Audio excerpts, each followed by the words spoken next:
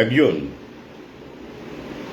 সহযোদ্ধা এখনো বলবো না, পাঠকও বলবো না, সম্প্রতি আমার পেজে যুক্ত হয়েছেন। মেসেঞ্জারে মাঝে মধ্যে কিছু প্রশ্ন করেন। আমি বর্তমানে মেসেঞ্জার দেখার খুব একটা সময় পাই না, তবুও হঠাৎ করে আজকে দেখলাম। তো সেক্ষেত্রে তার এখনো ধারণা রয়েছে, মানে তিনি দোলাচলে ভুগছেন যে ভ্যাকসিনটা কেন দেওয়া হয়েছিল এখনো তার কাছে পরিষ্কার নয়। স্বাভাবিক, তিনি সম্প্রতি এসেছেন এবং আমার এই লেখালেখি বা ভিডিও সব যে দেখেছেন পড়েছেন এমন নয়, বইপত্র এখনো পড়েননি। তো তিনি প্রশ্ন করছেন যে ভ্যাকসিন তো প্রাণ বাঁচানোর জন্য দেওয়া হয়, মানে তিনি এটা বিশ্বাস করেন, মানে এখনো সেই বিশ্বাসে অটুট আছেন, মানে অটল আছেন বলেই মনে হচ্ছে। তো আমার তখন মনে হলো যে এই ব্যাপারটা এখনো অনেকের মধ্যেই আছে। এত অ্যাঙ্গেলে ব্যাপারটা আলোচনা করেছে এই ভ্যাকসিনের ব্যাপারটা বইপত্রে, লাইভে, লেখালেখিতে, তাহলে এই দিকটাও একটু সংক্ষেপে আলোচনা করা যেতে পারে যে এই বিশ্বাসটা এখনো অনেকের মধ্যে কিন্তু আছে, অল্প স্বল্প হলেও আছে, আমার সহযোদ্ধা বাদ দিয়ে, যে হ্যাঁ, ভ্যাকসিনটা প্রাণ বাঁচানোর জন্যই দেওয়া হয়। ছোটবেলা থেকে যেটা শুরু হয়, বিসিজি ভ্যাকসিন দিয়ে যাত্রা শুরু হয়, এটা অনেকে বিশ্বাস করেন এবং সেই বিশ্বাসেই সন্তানদেরকে ভ্যাকসিন অ্যাডমিনিস্টার করেন, দেন। এবং করোনা ভ্যাকসিনের ক্ষেত্রেও আমরা দেখেছি যে রাত বিরেতে, গভীর রাতেও লাইন দিয়েছেন অনেকে, ইট পেতে নিয়েছেন এই বিশ্বাসে যে প্রাণ বাঁচবে।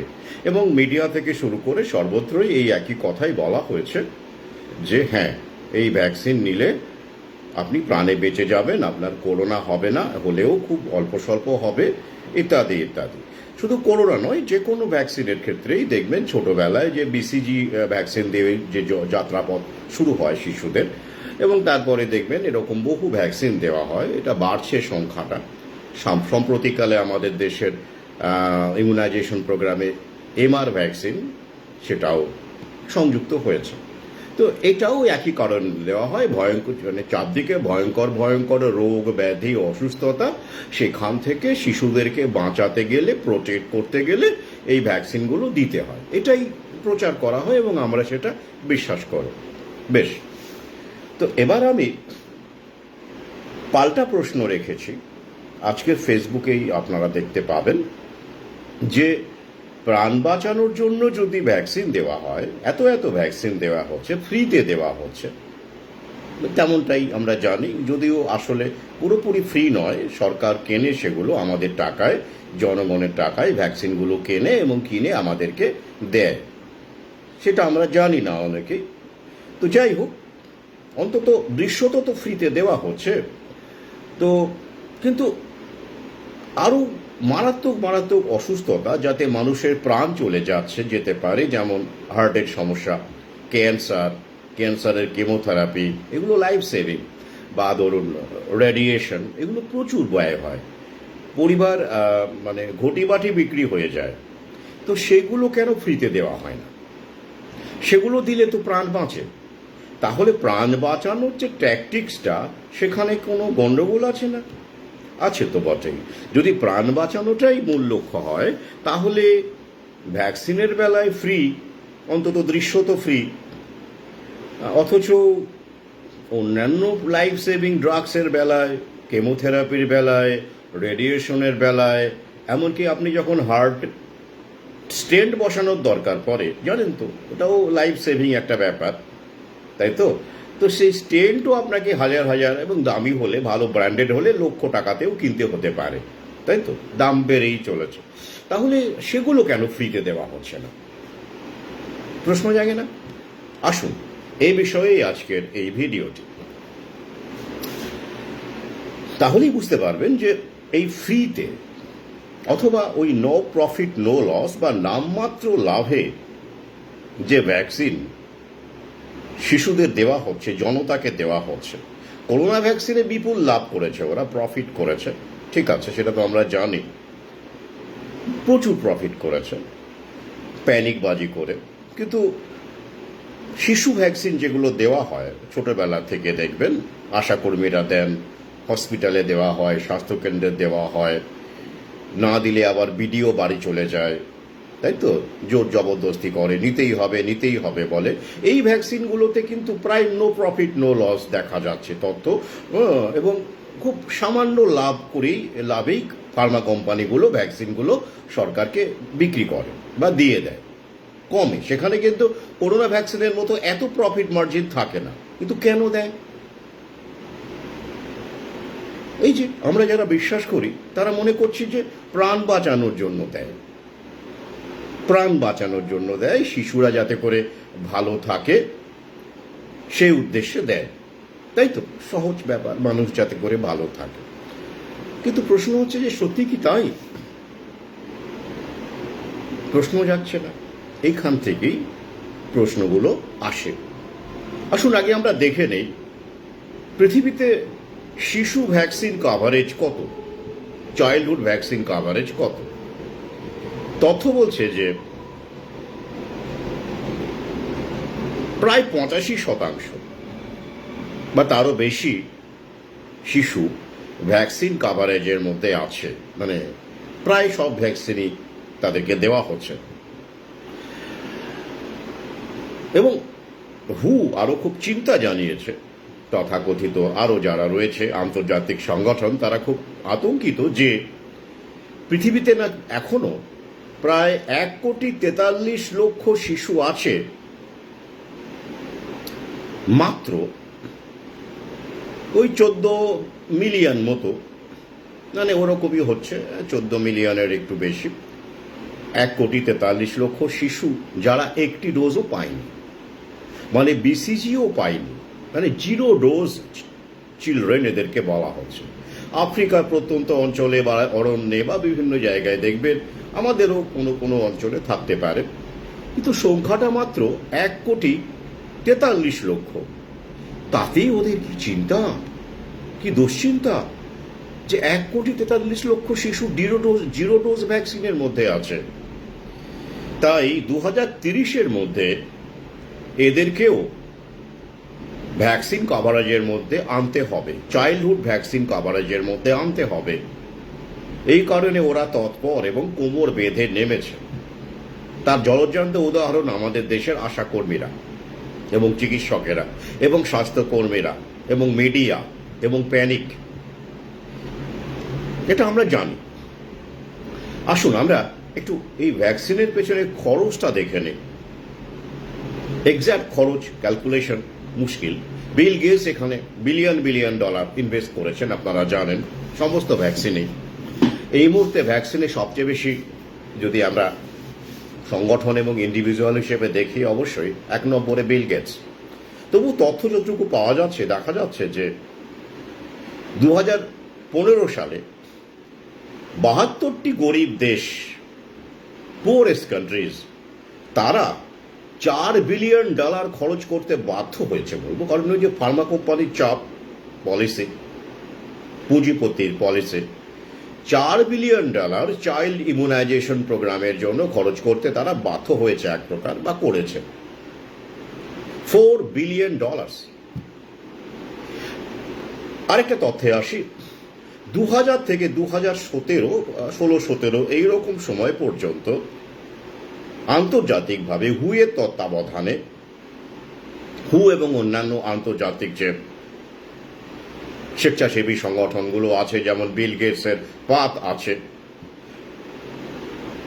এরা $115 বিলিয়ন খরচা করেছে চাইল্ডহুড ভ্যাকসিনেশন বা চাইল্ডহুড ইমিউনাইজেশন প্রোগ্রামের কারণে। $115 বিলিয়ন। ভাবতে পারেন কেন? তাহলে চাইল্ডহুড ভ্যাকসিনের, এবং এই যে তথ্যগুলো আমরা পাচ্ছি, শুধু তাই নয়, রিসার্চের পেছনে বিলিয়ন ডলার খরচা হয় একটি ভ্যাকসিনকে বাজারে নিয়ে আসতে, যেটাকে রিসার্চ অ্যান্ড ডেভেলপমেন্ট বলে। মানুষের ভালো করার জন্য ওরা মিলিয়ন ডলার খরচা করছে, বিলিয়ন ডলার খরচা করছে, তাই তো? আপাত দৃষ্টিতে তাই। যদি আমরা হর্ষবর্ধনের ওয়েলফেয়ার স্টেটে বিশ্বাস করি, সম্রাট অশোকের পরবর্তী জীবনের ওয়েলফেয়ার স্টেটে বিশ্বাস করে, তাহলে ব্যাপারটা তাই। কিন্তু আমরা গুলিয়ে ফেলছি যে এটা রস চাইল্ডের পৃথিবী, এটা চাহিদা যোগানের পৃথিবী, এটা পুঁজিবাদের পৃথিবী, এটা জায়নিজমের পৃথিবী। আমরা এটা ভুলে যাচ্ছি। জনমঙ্গলকারী বা জনকল্যাণকারী যে বা যাকে বলা ওয়েলফেয়ার স্টেটের ব্যাপারটা এখন আর নেই, বহু আগেই ওটা ধামাচাপা পড়ে গেছে।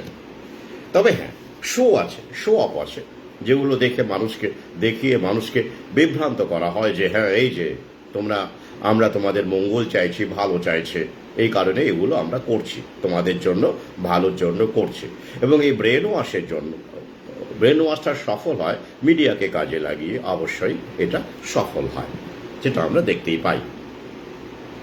তো এবারে প্রশ্ন করুন, যেটা আমার, এটা আবার লিঙ্ক চাইবেন না, তাহলে ওরা কেন করে এটা? অন্যান্য যেগুলো লাইফ সেভিং ড্রাগ, ক্যান্সার থেকে শুরু করে হার্ট এলমেন্ট, আরো অন্যান্য বহু ওষুধ আছে, এমনকি ইনসুলিন, যেগুলো লাইফ সেভিং, সেগুলো কিন্তু ফ্রিতে ওরা দেয় না। আপনি যান, ফ্রিতে দেয় না, পয়সা দিয়েই কিনতে হয়। কিন্তু ভ্যাকসিন দেওয়ার বেলায় এবং ছোটবেলায় যেই সব ওষুধপত্র, আয়রন ট্যাবলেট, মানে গর্ভবতী মায়েদের ফলিক অ্যাসিড, মানে জন্মের আগে থেকে, এই ব্যাপারে ওরা এত তৎপর কেন, দ্বিচারিতা কেন? তার মানে ছোটবেলায় একটা শিশুর প্রাণ অত্যন্ত গুরুত্বপূর্ণ, তাই তাকে বাঁচাতেই হবে। আর বড় হয়ে গেলে, যুবক হয়ে গেলে, অন্যান্য অসুখ বিসুখ হলে, সেই শিশুরই অন্যান্য অসুখ বিসুখ হলে, যেখানে লক্ষ কোটি টাকার ওষুধের দরকার পড়ে, অস্ত্রোপচারের দরকার পড়ে, সার্জারির দরকার পড়ে, তখন আর কোনো বিনা পয়সার গল্প কেন থাকে না? এখানেই হলো আসল খেলাটা। একটুখানি ভাবলেই বুঝতে পারবেন যে যবে থেকে চাইল্ডহুড ভ্যাকসিন প্রোগ্রাম যত বেশি সফল হয়েছে গোটা বিশ্ব জুড়ে, কভারেজ যত বেড়েছে, একদম এটা রিলেটেড, একটুখানি ভাবলেই দেখতে পাবেন, বুঝতে পারবেন। তো চাইল্ডহুড ভ্যাকসিন কভারেজ গোটা বিশ্ব জুড়ে যত বেড়েছে, তত বেশি করে ফার্মা কোম্পানির মুনাফাটা বেড়েছে গোটা বিশ্বে, এবং তত বেশি সুপার স্পেশালিটি হসপিটাল তৈরি হয়েছে, তত বেশি করে ক্লিনিক তৈরি হয়েছে, তত বেশি করে ফার্মা মুনাফাটা বেড়েছে। তাহলে এক কথায় কি দাঁড়ালো? ছোটবেলার বা চাইল্ডহুড ভ্যাকসিন প্রোগ্রাম বা ভ্যাকসিন প্রোগ্রাম 99.9% ক্ষেত্রেই কি ইনভেস্টমেন্ট, বিনিয়োগ। তাই ভ্যাকসিনেশন প্রোগ্রাম যত বেড়েছে, ওদিকে বিনিয়োগ যত বেড়েছে সরকারকে দিয়ে, রাষ্ট্রকে কাজে লাগিয়ে, তত বেশি করে অসুস্থতা বেড়েছে গোটা বিশ্ব জুড়ে মানুষের। এই শিশুরাই পরবর্তীকালে বড় হয়ে অসুস্থ হয়েছে, হার্টের problem, neurological problem, cancer, autism, allergy, কিডনির প্রবলেম, জিবিএস,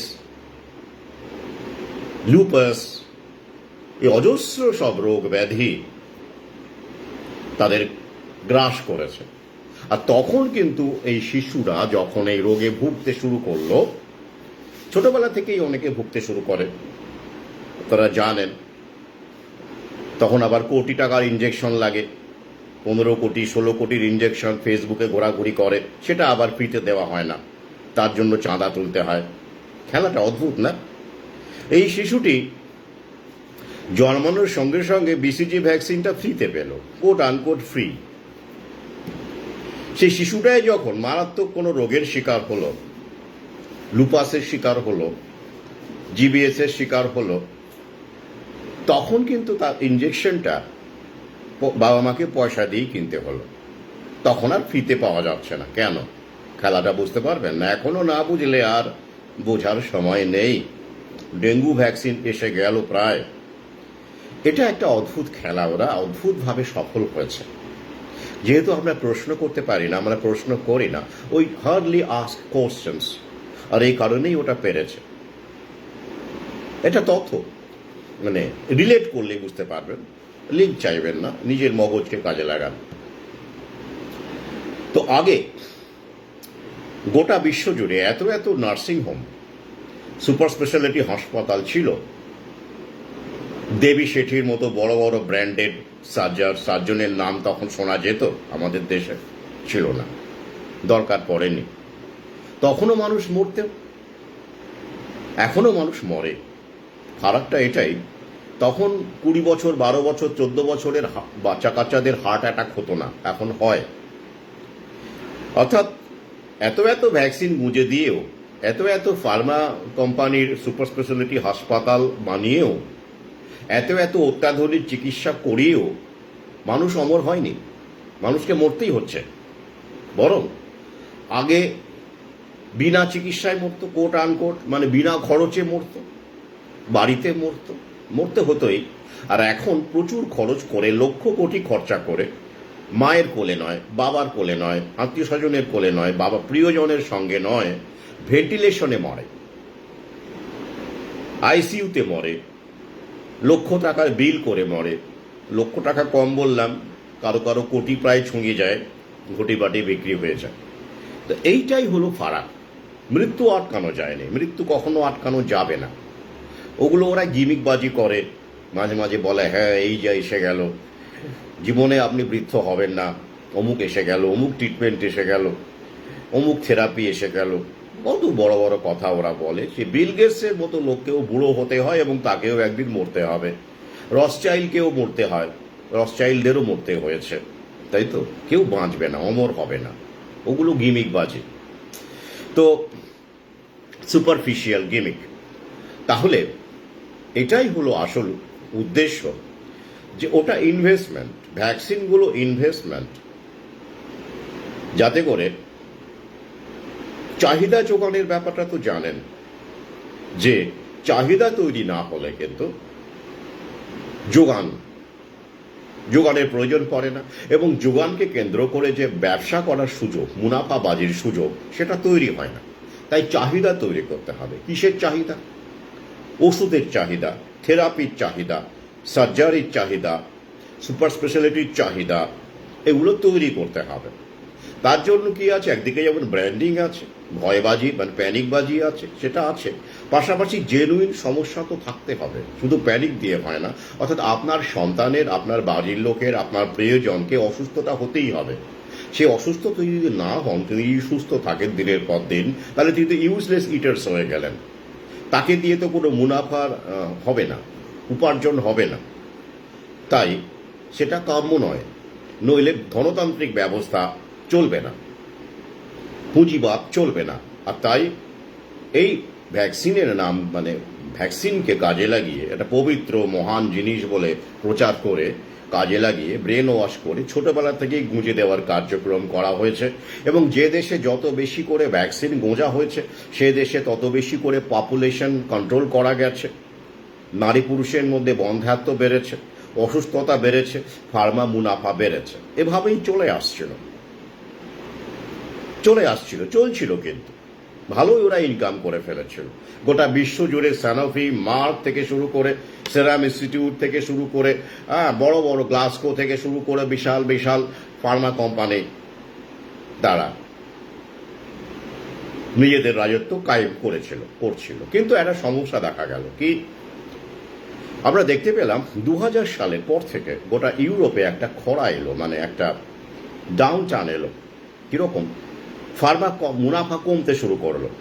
কারণ বেশ কিছু চিকিৎসক এবং প্রতিবাদী মানুষ, যেমন আগেই আমি মেন্ডেলসনের কথা বারবার বলি, যাকে অ্যান্টি ভ্যাক্সার বলা হয়, মার্কিনী ফার্মা কোম্পানির অধীনে থেকেও, একজন বিখ্যাত শিশু বিশেষজ্ঞ হওয়া সত্ত্বেও, রিসার্চার হওয়া সত্ত্বেও, ইলিনয়েস বিশ্ববিদ্যালয়ের অধ্যাপক হওয়া সত্ত্বেও জেনে অ্যান্টি ভ্যাক্সারের খেতাব অর্জন করেছিলেন সেই মেন্ডেলসন সাহেব। এরকম আরও মানুষ 1998 সালে ল্যান্সেট পত্রিকায় অ্যান্ড্রিউ ওয়েকফিল্ডের সেই গবেষণামূলক আলোচনা, যে এমএমআর ভ্যাকসিনের ফলে অটিজম বাড়ছে, এই বিভিন্ন কারণে 2000 সালের পর থেকে গোটা, বিশেষ করে ইউরোপ আমেরিকায় আমরা দেখতে পাচ্ছিলাম চাইল্ডহুড ভ্যাকসিনের নেওয়ার হারটা কমছিল, এবং মানুষ ফার্মা কোম্পানি থেকে মুখ ফিরিয়ে প্রাকৃতিক চিকিৎসা বা হোলিস্টিক কিওরের দিকে যাচ্ছিল, যেটা এখন আরও বেড়েছে। তার ফলে দেখা যাচ্ছিল যে ইউরোপে, আমেরিকায় এই ফার্মা মুনাফায় একটা ব্যাপক রকম ডিক্লাইনিং ট্রেন্ড দেখা যাচ্ছিল। এ বিষয়ে অমৃত সুপত্র দ্বিতীয় খণ্ডে আমি ডেটা সহ বড় বড় ফার্মা কোম্পানির মুনাফা ডেটা সহ একটা আলোচনা রেখেছি। অমৃত সুপত্র দ্বিতীয় খণ্ড, যারা বইটি এখনও সংগ্রহ করেননি, নিজেকে সমৃদ্ধ করবার জন্য, লড়াইয়ে সামিল হওয়ার জন্য এবং সচেতন হওয়ার জন্য বইটি অবশ্যই সংগ্রহ করুন। তো সেইখানে ওই করোনা চ্যাপ্টারেই এই বিভিন্ন রকম ইউরোপ আমেরিকায় যে এই ফার্মা কোম্পানিগুলো, ফার্মা জয়েন্টস যাদেরকে বলা হয়, তাদের যে প্রফিট সেটা কম ছিল। তখন থেকে ওরা প্রমাদ গণে, তারা ভাবে কি করে এই ব্যাপারটাকে আবার সামাল দেওয়া যায়। তাই তারা ওই প্ল্যান করা শুরু করে। বিল গেটস তো সামিল হন। তখন বিল গেটস ঠিক সেই সময় আপনারা দেখতে পাবেন যে মাইক্রোসফট থেকে নিজেকে সরিয়ে এনে আস্তে আস্তে ইনভেস্টমেন্ট কমিয়ে দিয়ে ভ্যাকসিন ব্যবসায় নিজেকে আত্মনিয়োগ করেন বিল গেটস ওই সময়টায়। ব্যাস, সোনায় সোহাগা। তো তখন কি করা হয়, প্ল্যান করা শুরু হয় যে কিভাবে এই ফার্মা প্রফিটটাকে, তথা ডিপপুলেশন, কারণ এআই তো অনেক আগে থেকেই ঠিক হয়ে আছে, রোবোটিক্সও ঠিক হয়ে আছে। একদিকে পপুলেশন কমাতে হবে, অপরদিকে পপুলেশন কমার প্রসেসের পাশাপাশি মুনাফাটা বাড়াতে হবে। তাই হুকে কেন্দ্র করে, হুকে কাজে লাগিয়ে প্রথমে সোয়াইন ফ্লু প্যান্ডেমিক আনার চেষ্টা করা হয়। এ বিষয়ে অমৃত সুপত্র দ্বিতীয় খণ্ডে বিস্তারিত আলোচনা রেখেছি সোয়াইন ফ্লু নিয়ে, এবং সোয়াইন ফ্লু ভ্যাকসিন আমেরিকাতে কোন সালে প্রথম দেওয়া হলো, তারপরে আবার 2009, 2008, 9, 2007 এরকম সময় আবার দেওয়া হলো, কেন বন্ধ করা হলো, তার ফলে জিবিএস কতটা ছড়ালো, মানুষের মধ্যে ক্ষোভ কতটা বাড়লো, এই ডিটেলস আলোচনা রয়েছে। কিন্তু সোয়াইন ফ্লু ভ্যাকসিনকে নিয়ে গোটা বিশ্বে প্যান্ডেমিক আনার চেষ্টা করা হয়েছিল, মানে ভ্যাকসিন না, সোয়াইন ফ্লু এই রোগটিকে নিয়ে, ফ্লু, কিন্তু সফল হয়নি। কারণ ওই যে উলফগাং ওডার্ড মহাশয়, বিশিষ্ট গবেষক বৈজ্ঞানিক, যিনি জার্মানি পার্লামেন্টের সদস্য ছিলেন, সোশ্যাল ডেমোক্র্যাট, তিনি কিন্তু হুয়ের সঙ্গে ফার্মা কোম্পানির যোগ সাজস নেক্সাস ফাঁস করে দিয়েছিলেন। সে বিষয়ে অমৃত সুপত্র দ্বিতীয় খণ্ডে বিস্তারিত আলোচনা আছে, এবং তিনি তার ওয়েবসাইটে কি লিখেছিলেন, তার বার্তা কি ছিল, সেটাও উল্লেখ আছে। তার ফলে হলো না, কায়েম করা গেল না, প্যান্ডেমিক ব্যর্থ হলো, পারল না ওরা। 2009 সালের গল্প সেটা।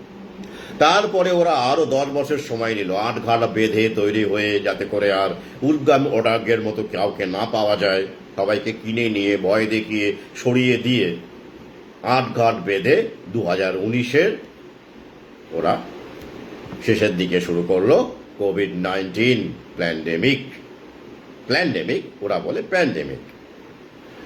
সফল হলো।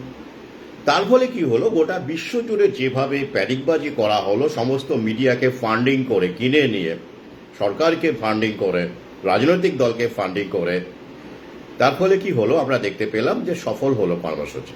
অর্থাৎ যে ডিক্লাইনিং ট্রেন্ডটা গোটা বিশ্ব জুড়ে ওই ফার্মা কোম্পানিতে দেখা যাচ্ছিল, ফার্মা জায়ান্টের মধ্যে, গ্লাসকোই বলুন আর মার্কি বলুন, স্যানোফি বলুন,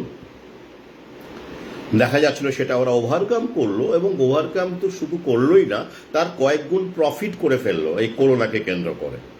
এই কারণেই ফ্রি দেওয়া, জনতাকে ফ্রি দেওয়া। ক্লিয়ার হল?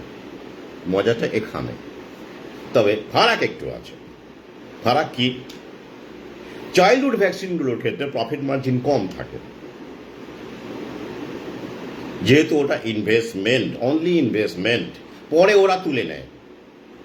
একটা বাচ্চার অটিজম হওয়া মানে কি বুঝতে পারছেন তো? সারা জীবন ধরে ট্রিটমেন্ট।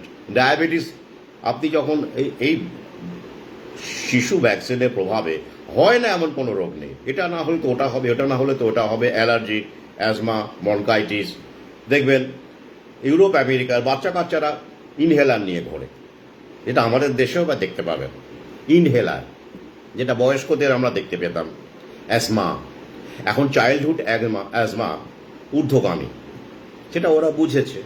ভদ্রলোক হওয়ার আশা ওদের মিটে গেছে, শখটা মিটে গেছে, ওরা এখন লাথি মারছে ভ্যাকসিনে।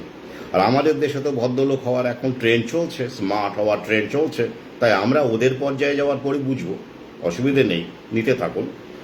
তো এই যে খেলাটা, ওটা হলো এই কারণেই অপেক্ষাকৃত কম প্রফিটে বা নো প্রফিট নো লস ভিত্তিতে বিল গেটসরা এরা ছোটবেলায় ভ্যাকসিনটা গুঁজে দেয়, সরকারকে দেয়, সরকারকে বলে কমে দিচ্ছি নিয়ে নিন মানুষের মঙ্গলের জন্য। সরকার সব জানে, টপ লেভেলে কেউ নেয় না এসব। তারপরে গুঁজে দেওয়ার ফলে শুরু হতে থাকে একের পর এক অসুস্থতা, একের পর এক সমস্যা। আর বাবা মারা ধরতেই পারে না, তারা তো কল্পনাই করতে পারে না যে ভ্যাকসিনের কারণে এসব হতে পারে, তারা ভাবতেই পারে না। ওটা তো ভগবান, ভয়ে ভ্যাকসিন ভয়ে ভগবান, কিন্তু তারা এটা বোঝে না যে ভয়ে ভূত হয়। Positive thinking. তো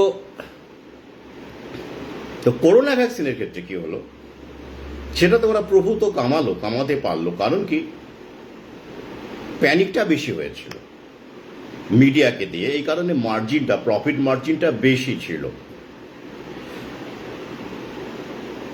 কারণ গোটা বিশ্বকে ওরা ম্যানেজ করেছিল।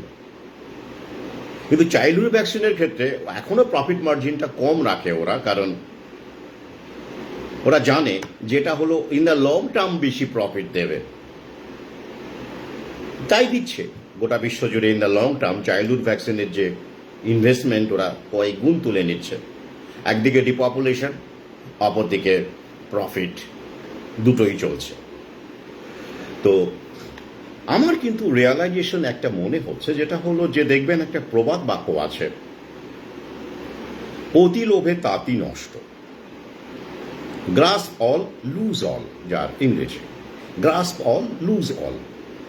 অর্থাৎ সমস্ত কিছুকে আপনি যখন নিজের আয়ত্তে আনতে চাইবেন, কবজায় আনতে চাইবেন, তাতে করে উল্টে আপনি সব হারাতে পারেন। অর্থাৎ অতি লোভে তাঁতি নষ্ট। ওরা ঠিক করোনাটাকে নিয়ে ওরা যা করলো সেটাই আলটিমেটলি বুমেরাং হয়ে যাচ্ছে বলে আমার মনে হয় গোটা বিশ্ব জুড়ে, অন্তত ফার্স্ট ওয়ার্ল্ড কান্ট্রিগুলোতে। আবার এর দেশে শুরু হবে, প্রসেসটা শুরু হয়েছে। আমাদের মতো মানুষ সংখ্যা, আমরা সংখ্যায় বাড়ছি। যে অতি লোভ করেছিল ওরা প্রফিট করার জন্য, গুঁজে দিয়েছিল জোর করে, ভয় দেখিয়ে, প্যানিকবাজি করে, সরকারকে কাজে লাগিয়ে। তো এর ফলে অসুস্থতা বাড়ছে, গোটা আমাদের দেশেও বাড়ছে, গোটা বিশ্বে বাড়ছে। হার্ট অ্যাটাক, ব্রেন স্ট্রোক থেকে শুরু করে, শুধু এগুলোকে মানুষকে ধরিয়ে দিতে হবে। আমরা ধরিয়ে দিচ্ছি, অনেকে এখনো বুঝতে পারছেন না যে কেন হচ্ছে। এই যারা ধরে ফেলতে পারছেন তারা কিন্তু ফার্মা কোম্পানি থেকে মুখ ফিরিয়ে নিচ্ছেন এবং ভ্যাকসিন থেকে মুখ ফিরিয়ে নিচ্ছেন। শুধু করোনা ভ্যাকসিন নয়, ডেঙ্গু ভ্যাকসিন নয়, চাইল্ডহুড ভ্যাকসিন যেগুলো, সেখান থেকেও মুখ ফিরিয়ে নিচ্ছেন। তো এই একটা অতি লোভে তাঁতি নষ্ট হওয়ার একটা প্রক্রিয়া কিন্তু শুরু হয়েছে, যেটা আমরা বলি ব্লেসিং ইন ডিসগাইজ। চোখ খুলেছে অনেকে, এ একটা পজিটিভ দিক। তো যাই হোক, আজ এই পর্যন্তই।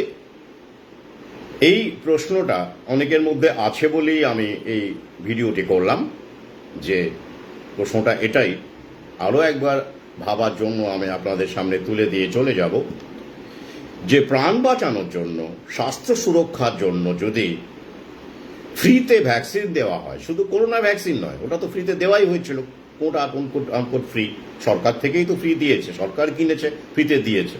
কিন্তু অন্যান্য ওষুধপত্র, কেমোথেরাপি, রেডিয়েশন, হার্টের সমস্যায় ইনসুলিন, মারাত্মক যেসব অসুখ বিসুখ আছে, যার লাইফ সেভিং ড্রাগ, সেগুলো কেন সরকারকে দিয়ে ফ্রি দেওয়ানো হয় না? যেমন করে ভ্যাকসিনটা ফ্রি দেওয়ানো হয়, কেন দেওয়া হয় না? এইটা ভালো উত্তর পেয়ে যাবেন। কারণ ওটা ভ্যাকসিনটা ইনভেস্টমেন্ট, ওটা দিয়ে আপনাকে অসুস্থ করা হয়, তখন আপনি ঘটি বাটি বিক্রি করে ওদের দ্বারস্থ হবেন, এটাই স্বাভাবিক। ওই যে আপনি ফ্রিটা নিয়েছিলেন, ফ্রিতে নিয়েছিলেন, এবার তার কয়েক গুণ আপনাকে দিয়ে উসুল করা হবে। এই কারণে ওটা ফ্রিতে ওগুলো দেওয়া হয় না। ক্লিয়ার? প্রথমটা ইনভেস্টমেন্ট, দ্বিতীয়টা প্রফিট। এটাই হলো বিজনেস ইকোনমিক্স। কিন্তু